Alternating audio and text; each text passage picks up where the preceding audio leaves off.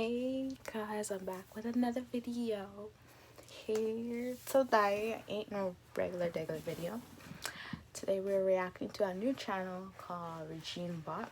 Was requested, and we're gonna be watching family haunted by disturbing voicemails. So yeah, before we get straight into it, I'm gonna need you guys to smash the like button if you enjoyed this video, and comment down below if you have any videos you want me to react to, and subscribe. Stay tuned because I post new bangers all the time. We waiting. Subscribe, and let's get straight into these videos.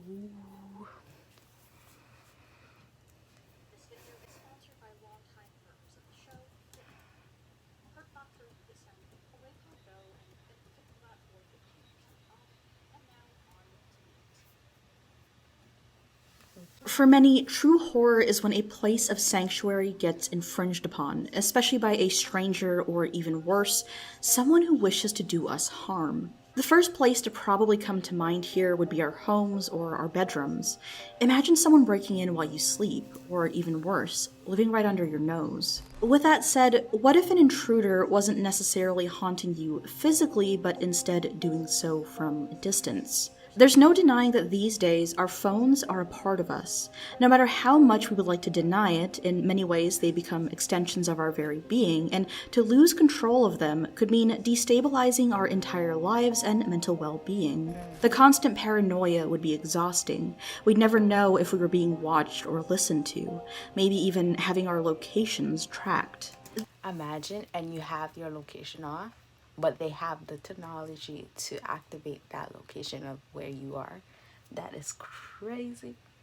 That is crazy to me. I don't know what I would do, to be honest. And without me knowing that they know it, it's just crazy to me. I don't know what I would do, to be honest. This steep unease plagued not just one, but several individuals residing in Washington state a little over a decade ago in an incident known as the Kirkendall phone stalking case. And here is how it happened.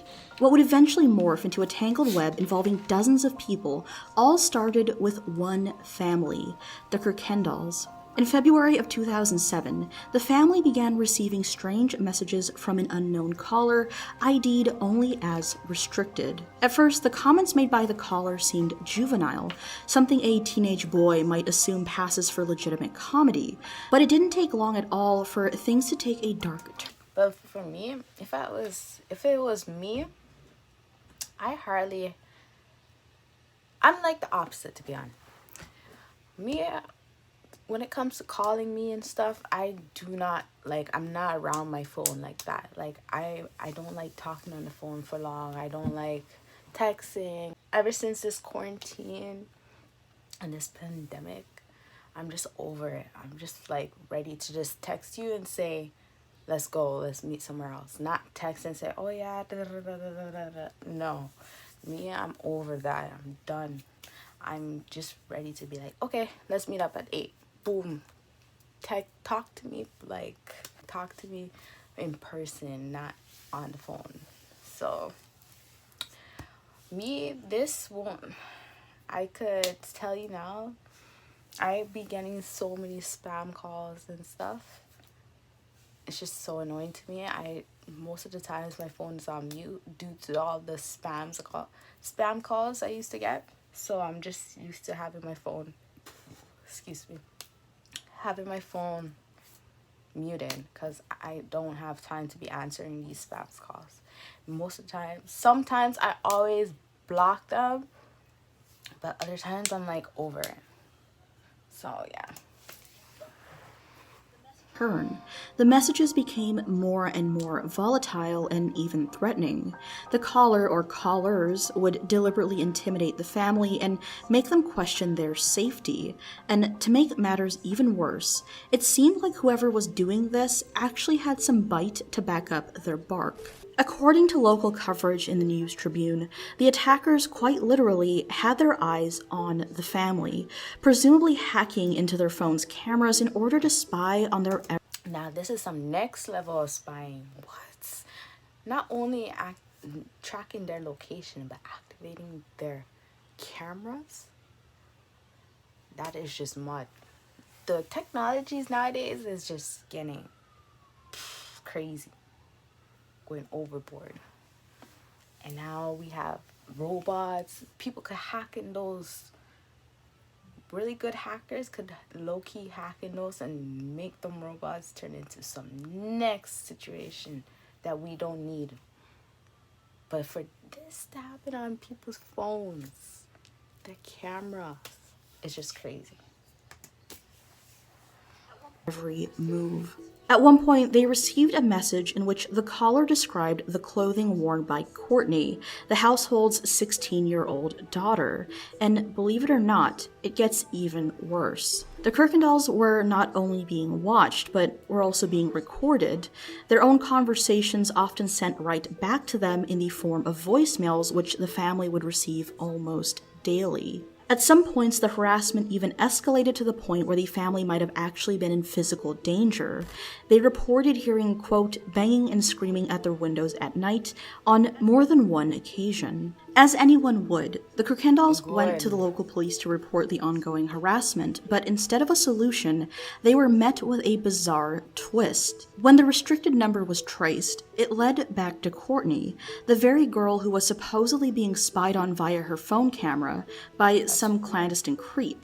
But why would this be? The Kirkendalls insisted that Courtney wasn't responsible, and according to them, the phone had been acting on its own. Yes, you heard that right. The family would claim that they tried to make the mysterious outgoing messages stop, and when all else failed, they even turned off Courtney's phone, which would somehow turn itself back. Are they...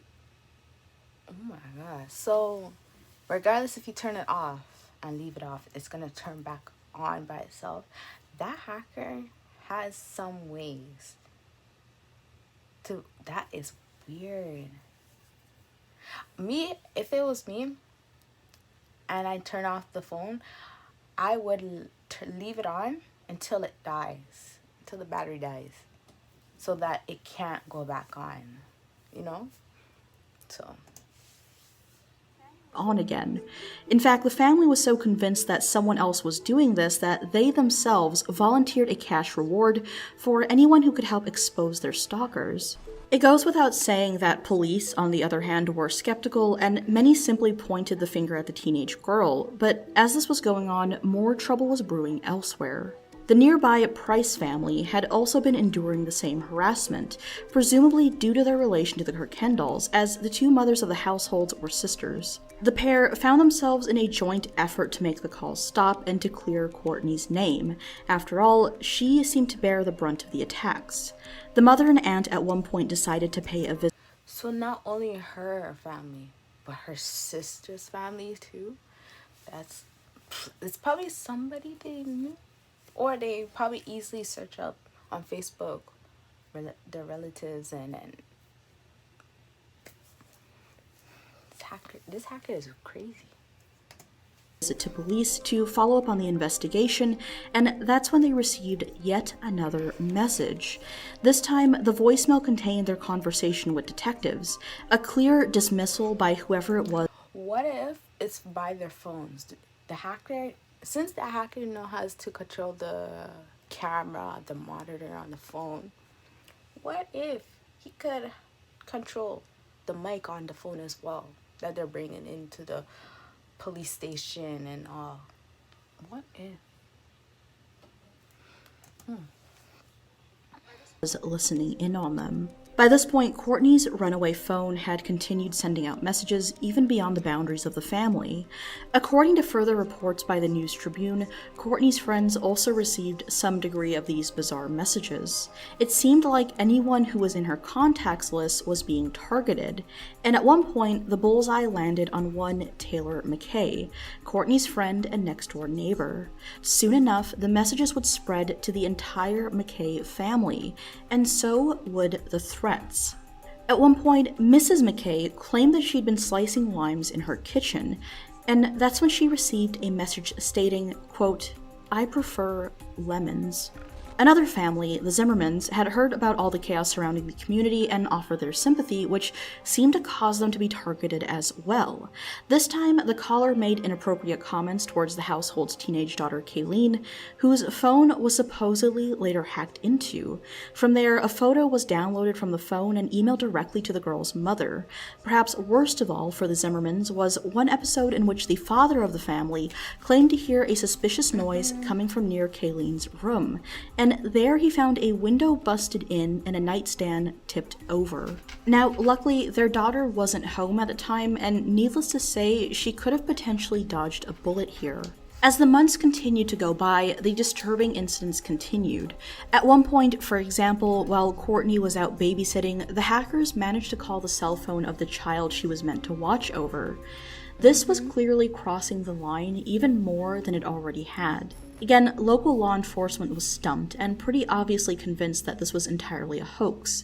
The Pierce County Sheriff's spokesman, Ed Troyer, had told the News Tribune that their department had their IT guy on the case, and despite over 50 hours of work, he couldn't figure out how any of this was possible.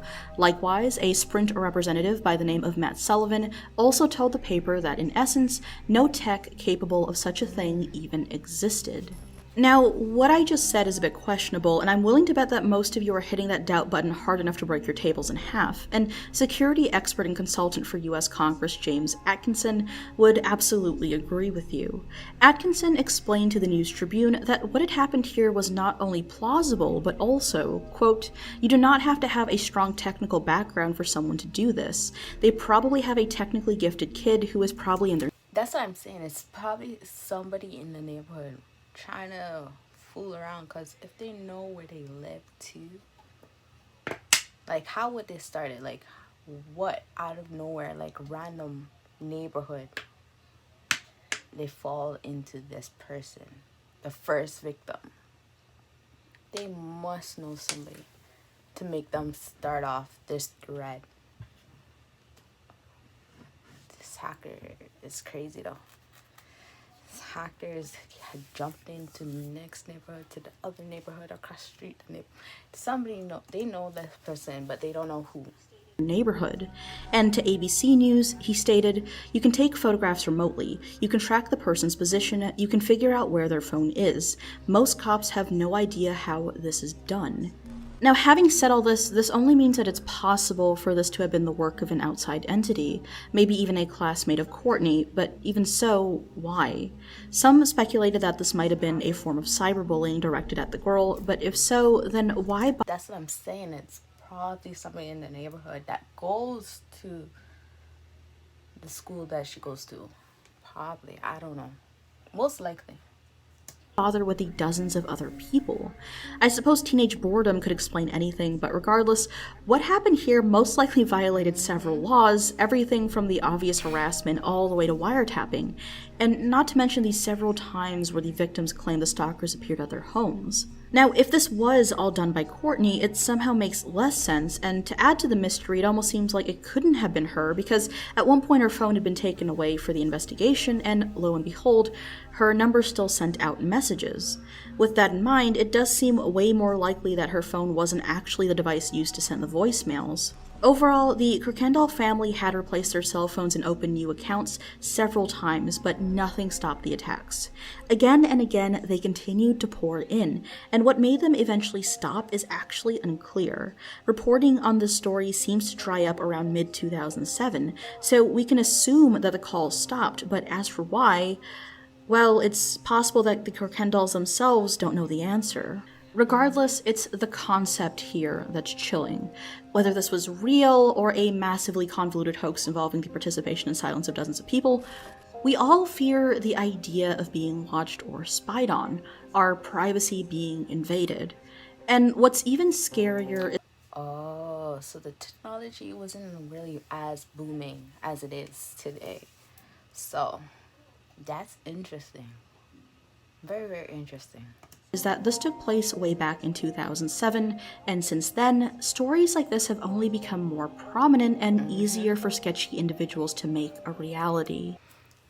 I did enjoy this video, and it shows you that technology now should easily track anybody in this world. I be seeing it on TikTok. TikTok is like danger. If you get caught lacking, cheating on a partner, doing whatever, trying to track somebody to fight with or anything like that, people are going to be FBI's. Everybody's FBI nowadays.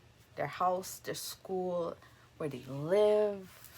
Technology now is not like technology in 2007. So to tell you, this should show you technology had expanded. We already have robots in this world getting interviewed and everything. But at the same time, there's hackers, experts who could easily tap into that robot and do some next thing with that robot. Technology is advanced, very, very advanced. But yeah, I did enjoy this video. If you guys enjoyed this video, give this video a thumbs up. And this would be all.